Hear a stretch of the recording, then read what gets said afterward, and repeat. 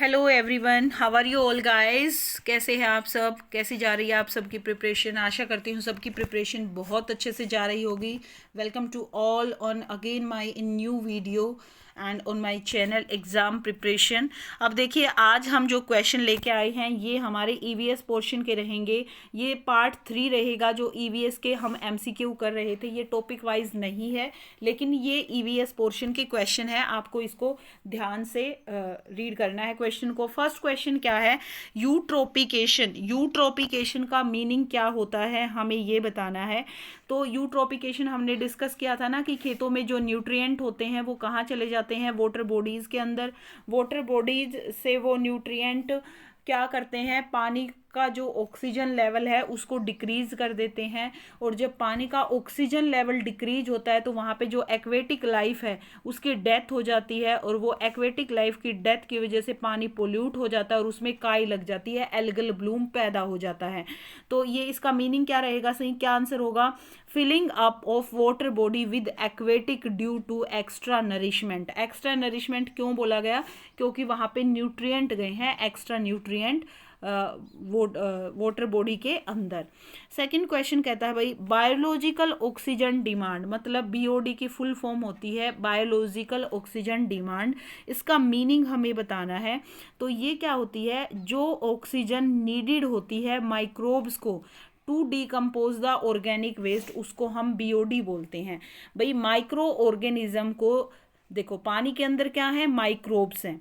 उन माइक्रोब्स को जो ऑक्सीजन चाहिए ना, उस पानी के अंदर वेस्ट जो मटेरियल है उसको डिकम्पोज करने के लिए। अब कोई भी माइक्रोब है वो ऑर्गेनिक वेस्ट को डिकम्पोज कब कर पाएगा? जब उसके पास सफिशिएंट ऑक्सीजन होगी। तो वो जो सफिशिएंट ऑक्सीजन माइक्रोब्स को चाहिए ऑर्गेनिक वेस्ट को डिकम्पोज करने के लिए, उसी को हम बोलते हैं बीओडी। तो लास्ट ऑप्शन हमारा करेक्ट रहेगा। नेक्स्ट क्वेश्चन है, the main component of photochemical smog is. Main component क्या होता है फोटोकेमिकल स्मोग का? फोटोकेमिकल स्मोग का जो मेन कंपोनेंट होता है वो होता है ऑक्साइड ऑफ नाइट्रोजन। मतलब जो नाइट्रोजन के ऑक्साइड है वो फोटोकेमिकल स्मोग को बनने में हेल्प करते हैं। क्वेश्चन नंबर 4 है बेटे, डिफोरेस्टेशन जनरली डिक्रीज। हम डिफोरेस्टेशन क्या होता है? जो हम पेड़ों को लार्ज अमाउंट में कट कर रहे हैं वो डिफोरेस्टेशन होता है।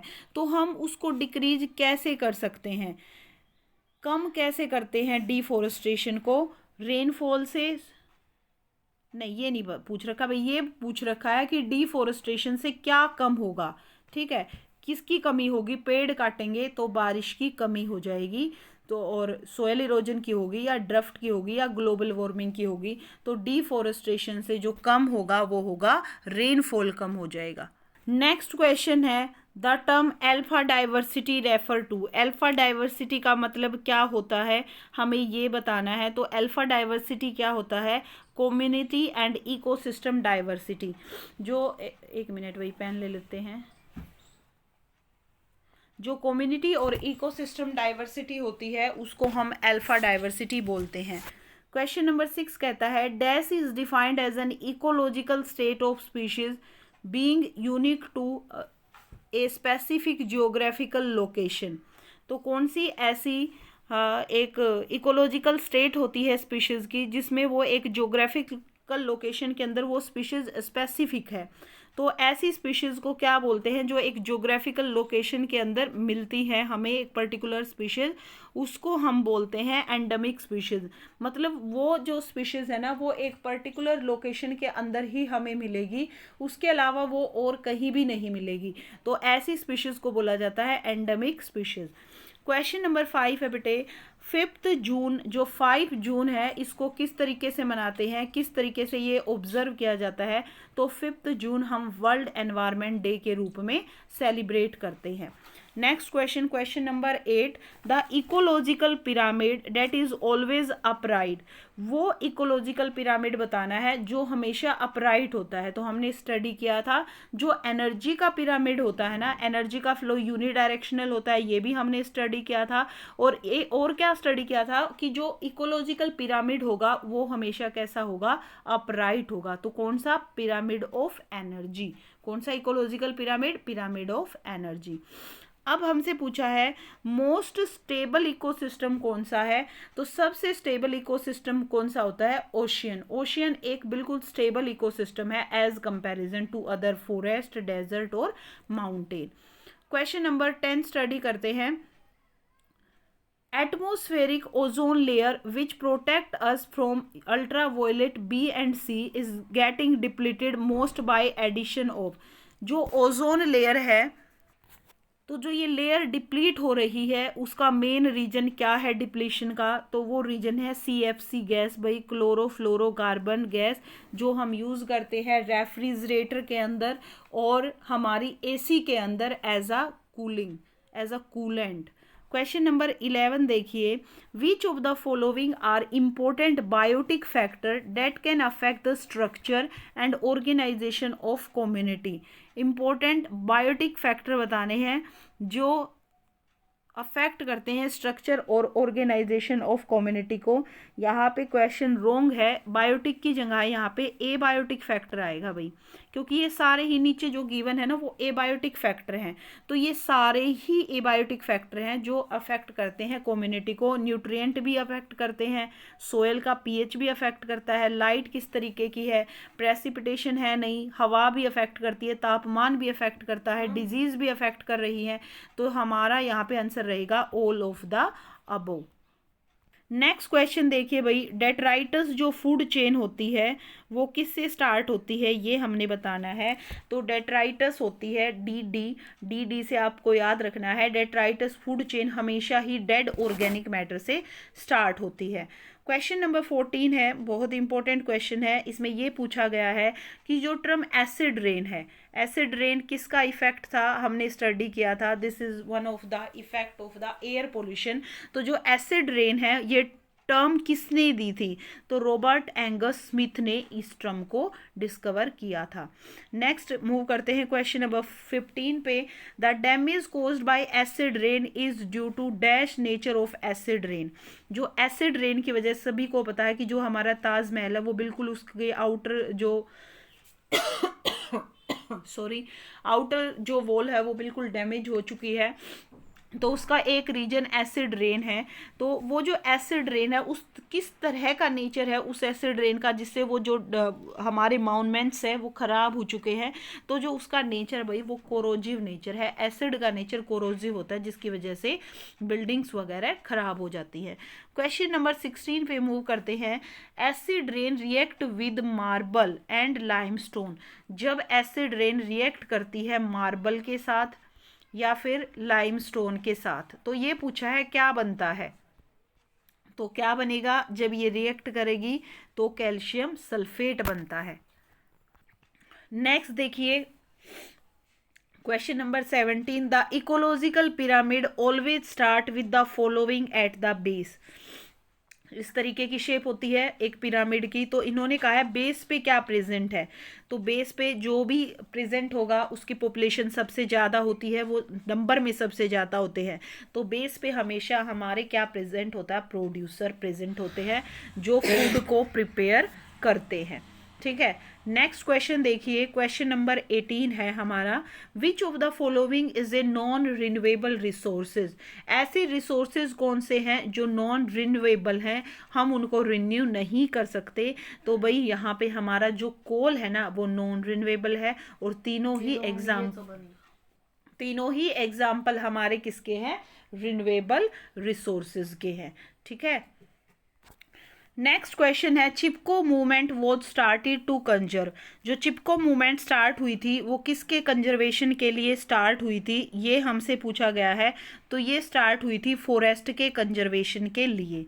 ठीक है, जो जहाँ पे लोग पेड़ों से चिपक गए थे, जब उनको लोग काटने के लिए आए थे वन विभाग वाले, तो वो पेड़ों से चिपक गए थे और उन्होंने पेड़ों को प्रोटेक्ट किया था। नेक्स्ट क्वेश्चन, क्वेश्चन नंबर 20 देखिए भाई। What is the common to the technique in vitro fertilization, cryopreservation, tissue culture, all are in situ conservation method। मतलब अच्छा इन चारों में बताना है, इन विट्रो फर्टिलाइजेशन में, क्रायो प्रिजर्वेशन में, टिश्यू कल्चर में। तो ये वैसे इसका क्वेश्चन है नहीं, पर फिर भी कर लेते हैं। ये किस तरह के, कैसे, इनमें क्या कॉमन है इन टेक्निक्स के अंदर, ये पूछा गया है। तो ये सारे ही बेटा एक्स सिटू कंजर्वेशन मेथड है, नहीं इसी से रिलेटेड है, इकोलॉजिकल इकोसिस्टम से ही रिलेटेड है ये भी। ये सारे एक्स सिटू कंजर्वेशन मेथड हैं, ठीक है, आपको ये याद रखना है। इनमें जो नेचुरल कंडीशन होती है ना, वहाँ पे उन नेचुरल कंडीशन के अकॉर्डिंग ही इनमें जो टिश्यू कल्चर में जैसे प्लांट को, इन विट्रो फर्टिलाइजेशन में गैमेट्स को, क्रायो प्रिजर्वेशन में लोअर टेम्परेचर पे सीड को, इनको प्रोटेक्ट करके रखा जाता है। क्वेश्चन नंबर 21 देखिए, the type of diversity including all the different kind of living thing found in a certain habitat is called as. तो क्या बोलेंगे उसको हम बोलेंगे genetic diversity. Different kind of living things हैं भाई, अलग अलग तरह की लिविंग थिंग्स हैं, तो उनके अंदर जो जीन है जो उनको अपने पेरेंट्स से मिलते हैं, तो वो भी तो अलग अलग ही होंगे, तो वो डाइवर्सिटी कैसी कहलाएगी, जेनेटिक डाइवर्सिटी। क्वेश्चन नंबर 22 क्या कहता है, biosphere reserve has following zone except one. Biosphere reserve के अंदर मतलब ये 3 जोन तो होती हैं। बायोस्फीयर रिजर्व एक एरिया है जहाँ पे हम जो हमारी बायोडाइवर्सिटी है उसको प्रोटेक्ट करके रखते हैं। तो उसमें ना 3 जोन होती हैं, कोर जोन भी उसमें होती है, बफर जोन होती है और सफेरिकल जोन होती है। लेकिन उसके अंदर, रुको भाई, स्फेरिकल, कमांड जोन नहीं होती। कोर जोन होती है, बफर जोन और स्फेरिकल जोन, लेकिन कमांड जोन बायोस्फीयर रिजर्व के अंदर नहीं होती। क्वेश्चन नंबर 23 पे मूव करते हैं, conservation of biodiversity outside the natural habitat. अगर वो बायोडाइवर्सिटी जब उनको उनकी नेचुरल हैबिटेट मतलब जहाँ पे वो एक्चुअल में रहते हैं उस हैबिटेट से उनको अलग रखा जाता है, तो ऐसे हैबिटेट को क्या बोला जाता है, एक्स सिटू। ठीक है, क्या बोलेंगे ऐसे हैबिटेट को, एक्स सिटू। और जब उनको उनके नेचुरल हैबिटेट में रखा जाता है तो वो होता है इन सिटू। ये याद रखना है भाई, जब उनको नेचुरल हैबिटेट से बाहर रखा तो एक्स सिटू और उनके नेचुरल हैबिटेट में रखा तो इन सिटू। नेक्स्ट देखिए, क्वेश्चन नंबर 24 है, which out of the following are the cause of soil erosion. Soil erosion क्या होता है कि जो फर्टाइल लेयर होती है ना सोयल की, वो बारिश की वजह से मूव कर जाती है from one place to another place. तो इन्होंने ये पूछा है कि उसका मेन रीजन क्या होता है। जैसे हम अनरिस्ट्रिक्टेड ग्रेजिंग होती है, गाय भैंस चरती रहती हैं, वो सोयल की फर्टिलिटी को कम कर देती हैं। ओवर कल्टीवेशन, हम ज़्यादा से ज़्यादा उन पे क्रॉप उगाते रहते हैं तो उस टाइम पे भी हो जाता है। पेड़ हम ज़्यादा से ज़्यादा कट करते हैं तो वो भी एक रीजन है। ऑल ऑफ द अबव यहाँ पे करेक्ट आंसर रहेगा।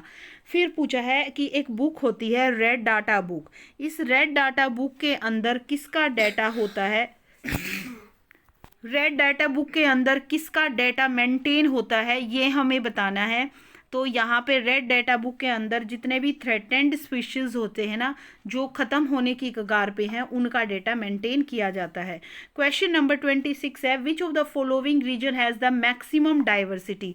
सबसे ज़्यादा डाइवर्सिटी है जो वो किस रीजन के अंदर मिलती है, वो हमें बताना है। तो देखो वैसे तो हमने पीछे पढ़ा था कि ग्रासलैंड के अंदर होती है सबसे ज़्यादा, लेकिन अगर यहाँ के ऑप्शन में देखें तो कोराल रीफ्स के अंदर सबसे ज़्यादा और we can say maximum diversity present होती है।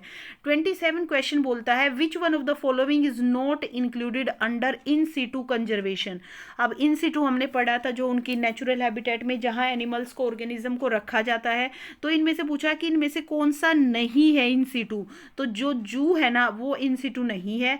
National park, wild life sanctuary, biosphere reserve, ये सारे इन सिटू के एग्जाम्पल है। तो हम जू को किस में लेंगे भाई, जू आ जाएगा हमारा एक्स सिटू कंजर्वेशन में। नेक्स्ट देखिए, hotspot are the region of high. Hotspot के अंदर क्या होता है, एंडेमिज्म होती है सबसे ज़्यादा, रीजन हाई एंडेमिज्म का ये रीजन होता है। यहाँ पे एंडेमिक स्पीशीज ज़्यादा पाई जाती हैं। क्वेश्चन नंबर 29 पे मूव करते हैं, a poisonous gas given out of vehicle exhaust. जब व्हीकल मूव करते हैं तो उनसे जो पॉइजनस गैस रिलीज होती है वो गैस कौन सी है, वो है हमारी कार्बन मोनोऑक्साइड। क्वेश्चन नंबर 30 है, येलोइंग ऑफ ताजमहल। जो ये ताजमहल आजकल पीला पड़ रहा है, अभी डिस्कस किया था, उसका रीजन क्या है, हमारी acid rain. Question number 31, pollutant that are easily manageable and decomposable in nature, जिनको हम इजिली मैनेज कर सकते हैं और डीकम्पोज हो जाते हैं नेचर के अंदर, उनको क्या बोला जाता है? Biodegradable pollutant. और जो डिग्रेड नहीं होते वो होते हैं नॉन बायोडिग्रेडेबल पोल्यूटेंट। अब हमें नेक्स्ट में बतानी है बीओडी की फुल फॉर्म, सभी को पता है, कर क्या है हम ऊपर, biological oxygen demand. Next question very important, what is Kyoto protocol? Kyoto protocol आया था, वो क्या था? तो भाई ये एक एग्रीमेंट था कंट्रीज के बीच में कि हमें कैसे स्टेप लें जिससे हम ग्लोबल वार्मिंग को कम कर पाएं। बहुत इंपॉर्टेंट है। तो यहाँ पे तुम्हें याद रखना है, क्योटो प्रोटोकॉल आया था और उस प्रोटोकॉल में जो कंट्रीज के बीच में डिस्कस हुआ था वो किसको कम करने के लिए हुआ था? ग्लोबल वार्मिंग को कैसे कम किया जाए, क्योंकि ये ग्लोबली प्रॉब्लम है, सिर्फ इंडिया की प्रॉब्लम नहीं है। Question number 34, which of the following is a greenhouse gas? तो methane, water vapour and CO2, सारी ही CO2 का सबसे ज़्यादा अमाउंट होता है, ये सारी ही ग्रीन हाउस गैस हैं। ओजोन डे को कब सेलिब्रेट किया जाता है? तो ओजोन डे को 16 सितंबर को मनाया जाता है। ए population is a group of, population किसका ग्रुप होता है भाई? इंडिविजुअल इन अ स्पीशीज, एक ही स्पीशीज के इंडिविजुअल वो क्या क्रिएट करते हैं? पॉपुलेशन बनाते हैं। अब हमसे पूछ लिया सस्टेनेबल डेवलपमेंट का मीनिंग, ये भी इंपॉर्टेंट क्वेश्चन है। सस्टेनेबल डेवलपमेंट में हम क्या करते हैं? मीट करते हैं प्रेजेंट नीड को without compromising on future need. Progress होती है ह्यूमन बीइंग की। बैलेंस क्रिएट करते हैं between human need and ability of earth to provide the resources, all of the above. तो ये हमारा डी ऑप्शन करेक्ट होगा। एनर्जी का फ्लो कैसे होगा इकोसिस्टम में? This also we have already discussed. तो एनर्जी का फ्लो कैसा होता है? हमेशा ही यूनी डायरेक्शनल। बी हमारा करेक्ट आंसर रहेगा। नेक्स्ट है अपराइड pyramid of number is absent in. जो अपराइड पिरामिड होता है नंबर का, वो इनसे कौन से इकोसिस्टम के अंदर एब्सेंट होता है, ये हमें बताना है। तो फॉरेस्ट के अंदर जो अपराइड पिरामिड ऑफ नंबर है वो एब्सेंट होता है। क्वेश्चन नंबर 40 कहता है the final stable community in ecological succession. जो स्टेबल कम्युनिटी होती है ना इकोलॉजिकल सक्सेशन के अंदर, उस कम्युनिटी को बोला जाता है climax community. Question number 41, which of the following is not an inexhaustible form of energy? Inexhaustible मतलब जो एग्जॉस्ट ना हो, ऐसी फॉर्म ऑफ एनर्जी कौन सी है? तो वो होती है हमारी सोलर। ठीक है। Next question 42, the burning of fossil fuel release a large amount of. जब हम फॉसिल फ्यूल को बर्न करते हैं तो वहाँ पे कौन सी गैस रिलीज होती है, ये हमें बताना है। तो फॉसिल फ्यूल को जब भी बर्न किया जाता है तो large amount of CO2 air के अंदर रिलीज होती है। क्वेश्चन नंबर 43 है which is a list of renewable resources. Renewable resources की लिस्ट को हमें, जिनको हम रिन्यू कर सकते हैं, उस लिस्ट को हमें सिलेक्ट करना है। तो हाइड्रो पावर, सोलर और विंड एनर्जी, ये तीनों ही हमारे रिन्यूएबल रिसोर्स हैं। In ecological succession the intermediate developmental phase, stable जो फेज था उसको हमने क्या बोला था? Climax community. Intermediate developmental phase को हम क्या बोलेंगे? इसको बोलते हैं हम सीयर। ठीक है, sere succession. Order of basic process involve in succession. Succession में जो एक बेसिक ऑर्डर फॉलो होता है, इंपॉर्टेंट क्वेश्चन है, वो क्या होता है? सबसे पहले होती है न्यूडेशन, फिर इन्वेंशन, फिर कंप्लीशन एंड कोएक्शन, फिर रिएक्शन और फिर स्टेबलाइजेशन। तो डी हमारा यहाँ पे क्या रहेगा? करेक्ट आंसर रहेगा। क्वेश्चन नंबर 46 है the organic material of the solid waste will decompose. Question है the organic material of solid waste will decompose. Organic material होता है जो, उसमें क्या, वो किसकी वजह से डिकम्पोज होता है? That is decomposed by the action of micro organism. Question number 47, in which year the Indian wild life protection act implemented. तो कब इम्प्लीमेंट हुआ था ये? 1970 के अंदर। नेक्स्ट देखिए question number 48 which of the following convention aimed to bring conservation of biological diversity, the sustainable use of its component and the fair and equitable sharing। ऐसा किसके अंदर था? तो ये था भाई हमारा जो कन्वेंशन था ना, CBD, convention on biological diversity. आपको याद रख सकते हो, यहाँ से बायोलॉजिकल डाइवर्सिटी की बात इसमें हुई है। नेक्स्ट क्वेश्चन देखिए 49 है भाई, which of the following was started in 1973 to save the evergreen tropical forest in Palakkad district of Kerala in India from being flooded by hydro electric project. तो 1973 में क्या स्टार्ट हुआ था जिसमें हमने सेव किया था ट्रॉपिकल फॉरेस्ट को इस डिस्ट्रिक्ट के अंदर, और जो कि किस में बहने वाली थी, एक हाइड्रो इलेक्ट्रिक प्रोजेक्ट के अंदर उसको यूज़ किया जाने वाला था मतलब। तो ऐसी कौन सी मूवमेंट चली थी ये हमें बताना है। तो वो जो मूवमेंट थी साइलेंट वैली मूवमेंट के नाम से जानी जाती है। क्वेश्चन नंबर 50 कहता है the protection of human right act in India कब पास हुआ था, ये हमें बताना है। तो जो ये आया था भाई, ये आया था 1993 के अंदर। Question number 51 the tiger are found in which of the following biosphere reserve. Tiger किस बायोस्फीयर रिजर्व के अंदर हमें मिलते हैं? तो ये मिलते हैं सुंदरबन बायोस्फीयर रिजर्व में। लायन कौन से फॉरेस्ट के अंदर मिलते हैं? लायन की सबसे ज़्यादा मात्रा होती है गिर फॉरेस्ट के अंदर। क्वेश्चन नंबर 53 कहता है जो नेशनल पार्क है associated with conservation of one horn, जिसमें एक सींग वाले राइनोसिरोस को प्रोटेक्ट करके रखा जाता है, वो हमारा है भाई एक मिनट, काजीरंगा। काजीरंगा के अंदर, Kaziranga national park. Algal Bloom result in, algal Bloom के कारण क्या होता है? हमने पढ़ा था एल्गल ब्लूम किसका रिजल्ट है? यूट्रोपिकेशन का। Dash is used in measuring the magnitude of earthquake. जब भूकंप आता है तो उसकी तीव्रता को मापने के लिए हम क्या यूज करते हैं? वो हम यूज करते हैं मैग्नीट्यूड मेजर करना है, यहाँ ध्यान रखना, सेसीमोमीटर से हम मैग्नीट्यूड को मेजर करते हैं। जो रेड लिस्ट होती है उसको कौन पब्लिश करता है? क्वेश्चन है हमारा ये। तो IUCN पब्लिश करती है रेड लिस्ट को, और यही मेंटेन करती है हमारी रेड डाटा बुक को, जहाँ पे हम जो भी थ्रेटेंड स्पीशीज होते हैं उनका डाटा मेंटेन करते हैं कि ये चीज़ें ख़त्म होने वाली हैं। नेक्स्ट है covering the soil surface by straw leave और ग्रासेस। जब सोयल का सरफेस कवर हो जाता है स्ट्रो से, पत्तों से, घास से, तो उसको क्या बोला जाता है? उसको बोला जाता है mulching. A disease not caused by water pollution, इनमें से कौन सी ऐसी डिजीज है जो वाटर पोल्यूशन की वजह से नहीं होती? तो एड्स एक ऐसी डिजीज है जो वाटर पोल्यूशन की वजह से नहीं होती। एड्स एक वायरस की वजह से बॉडी के अंदर क्रिएट होती है। COD की फुल फॉर्म सभी को पता है भाई, chemical oxygen demand. Question number 60 है red panda a highly endangered species. Endangered भी क्या होती हैं? जो खत्म होने की कगार पे हैं वो एंडेंजर्ड होती हैं। वो कौन से पार्ट में मिलती हैं? इंडिया के। तो ये कौन से पार्ट में मिलती हैं? ये हमें मिलती हैं नॉर्थ ईस्टर्न हिमालयाज के अंदर। तो ये कुछ क्वेश्चन थे हमारे एनवायरमेंट साइंस से। आशा करती हूँ सबको अच्छे लगे होंगे। And if you like this question you also like this video and share this video with your friend and subscribe my channel. Thank you everyone.